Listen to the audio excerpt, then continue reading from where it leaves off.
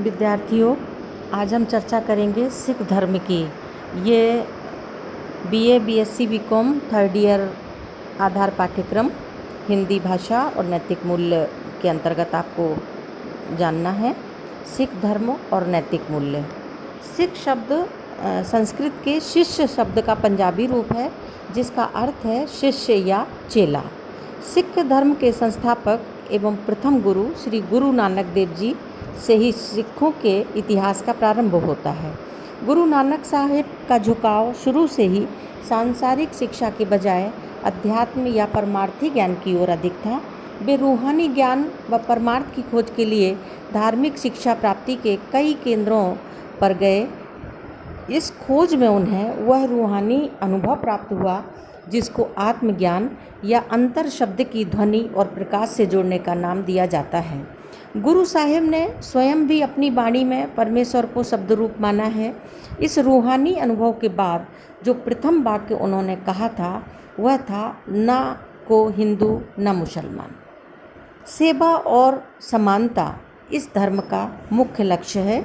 गुरु साहिब कहते थे कि परमात्मा सर्वव्यापक है, सर्वशक्तिमान है। उसने स्वयं ही संसार की रचना की है, वह स्वयं ही जगत की लीला का करता है। इसलिए उस मालिक को एक पल के लिए भी मन से नहीं भुलाना चाहिए, जो जीवन और प्राणों का दाता है। गुरु जी के लिए प्रेम का अर्थ था सक्रिय सेवा। उन्होंने हमेशा अपने अनुयायियों को यह उपदेश दिया कि वे अपने अहंकार को खत्म करके ईश्वर और मानवता की सेवा करें। गुरु नानक ने दो महत्वपूर्ण प्रथाओं को प्रारंभ किया। एक है लंगर और दूसरा है सेवा।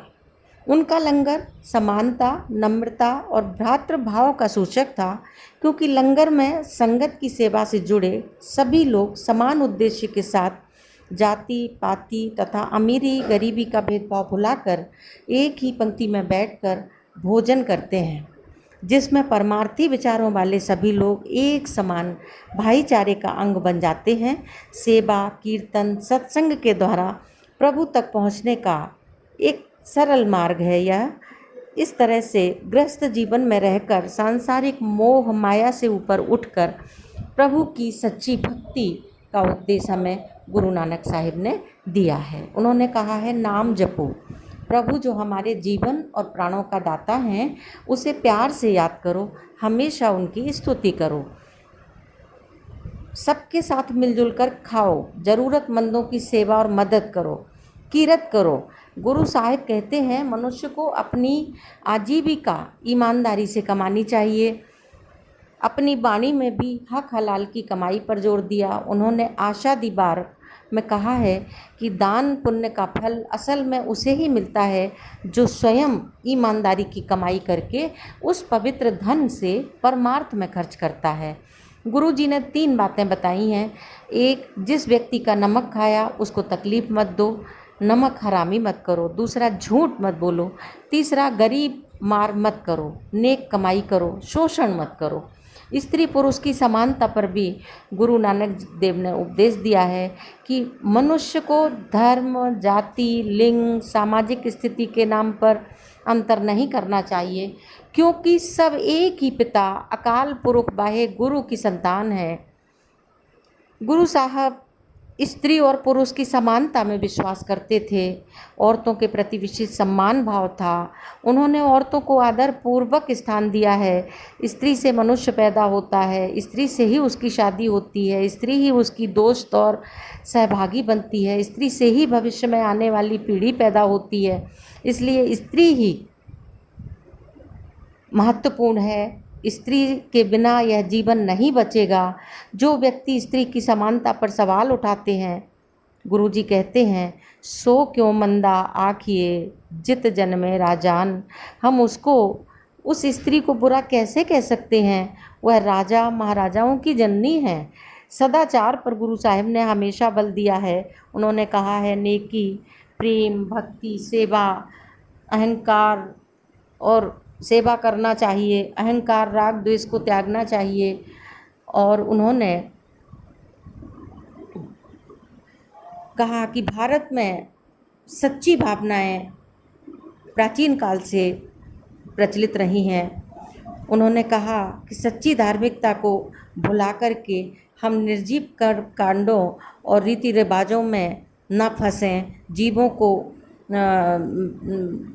के प्रति दया करें। कर्म योग, उपासना योग, लय योग, राजयोग, हठ योग, ज्ञान योग, भक्ति योग, सब प्रकार के जप तप पूजा पाठ कर्मकांड आदि भूल भुलैयों से उन्होंने बाहर निकाला। परमेश्वर प्राप्ति के लिए उन्होंने कहा कि परमात्मा ने स्वयं जीव के कल्याण के लिए ही उनको यहाँ भेजा है और हमें सच्चे मन से सेवा करना चाहिए। ओंकार सतनाम का उन्होंने मूल मंत्र दिया। मूल मंत्र का अर्थ ये है, ये ओंकार मूल मंत्र का अर्थ ये है कि इसके आगे एक अंक होता है, ओंकार के आगे एक लिख कर के श्री गुरुदेव नानक जी ने यह सूचित किया है कि परमेश्वर एक ही है। इस तरह से निराकार परमात्मा की गायन करते हुए वह कहते हैं कि वह परमात्मा एक है, वह हर प्रकार से द्वैत से परे और ऊपर है, वह स्वयं सत्य है, उसका नाम भी सत्य है, वह सबका पिता है, किसी से न डरता है न डराता है, उसे किसी से न बैर है न विरोध है, वह तो अकाल है, अजर है, अमर है, अविनाशी है, जन्म मरण के बंधनों से मुक्त है, वह अपने अस्तित्व के लिए किसी दूसरे पर निर्भर नहीं है, उसका प्रकाश अपने आप हुआ है।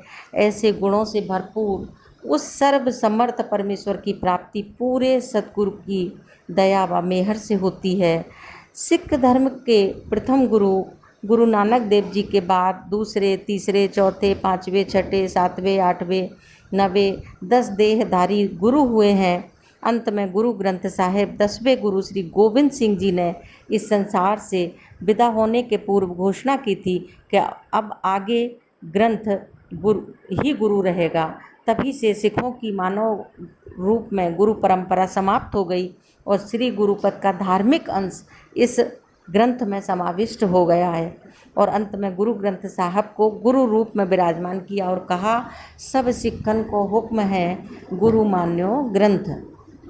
इस प्रकार गुरु नानक देव ने संपूर्ण संसार को यह उपदेश दिया कि परमात्मा केवल एक ही है, उसकी नज़र में स्त्री और पुरुष समान है। मनुष्य द्वारा इस संसार में किए गए नेक कर्म, हक हलाल की कमाई से किया हुआ दान पुण्य और निर्मल मन से की गई ज़रूरतमंदों की सेवा ही इंसान के साथ जानी है, बाकी सब मिथ्या है।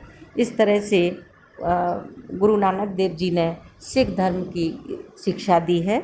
अब इससे संबंधित कुछ प्रश्न हैं। एक पहला ये कि गुरु नानक जी ने किन 2 महत्वपूर्ण प्रथाओं की शुरुआत की थी। 2 महत्वपूर्ण प्रथाएं कौन कौन सी थी?